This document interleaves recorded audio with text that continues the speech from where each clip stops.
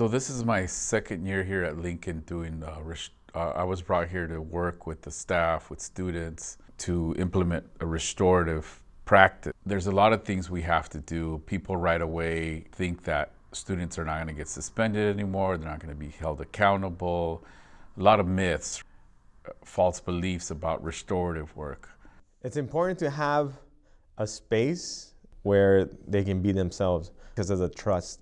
I feel like the RJP room is really welcoming. I feel students are always coming and dropping by and feeling like that's a safe place for them to be if they feel like they don't want to be outside. Like, a lot of students know that they can come drop by and you guys will always welcome us. And communicative place on campus for students to just really interact with each other. Restorative practice to me means maturing yourself and bettering yourself, because freshman year, I was reckless. I was so disrespectful and closed-minded and just rude. And I feel like being in circles with Mase and JC, now I care about not surrounding myself with toxic people and doing what I need to do to make myself better. Our first year, last year, was our first time we did the Restorative Justice Circle with the girls lacrosse. First time seeing all the girls be able to bring down that barrier and actually got them closer. Just, within that matter of just that one time, and it actually transitioned all the way through the whole season. Yeah, again, it's really tricky because if you really think about this, adults that are teaching or administrators or counselors, they don't come to work thinking, oh, my triggers don't impact students. My triggers don't impact my coworkers, but they do, right? They impact them in every way because they're human. And if you don't know them, if you don't acknowledge them, if you're not conscious of them, it's really difficult to move to the next step of restorative work. This is a great example. I literally just got out of one right now. So PE, they're playing hockey, whatever. A kid gets hit in the eye with the hockey stick. He runs after some kid who thinks hit him, and he starts punching the kid, right? And the kid's like, what the hell's going on? And it turns out that boy never hit him. He wasn't even around him. So they brought the students to the office.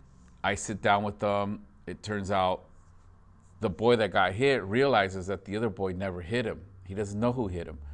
The young man who was actually, he was assaulted, right? He apologized and he said, I'm sorry if you thought it was me. It wasn't me.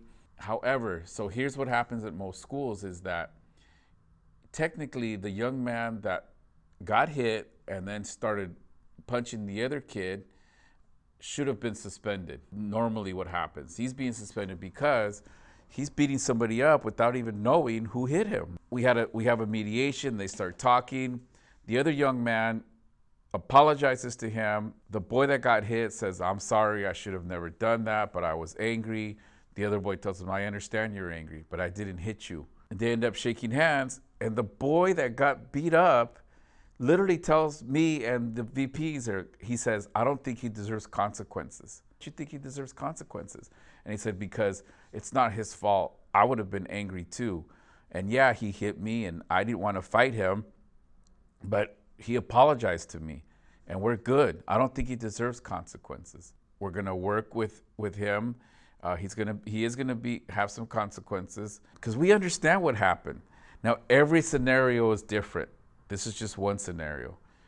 Well, I mean, I grew up in this neighborhood too, and some of the things that a lot of these kids deal with is, financial situations, single parent. We have students athletes that are homeless. Opportunities that Macedonio and JC offer here for these kids as far as showing them something that they'll may not ever experience here at Lincoln or even in this community or even part of this school program.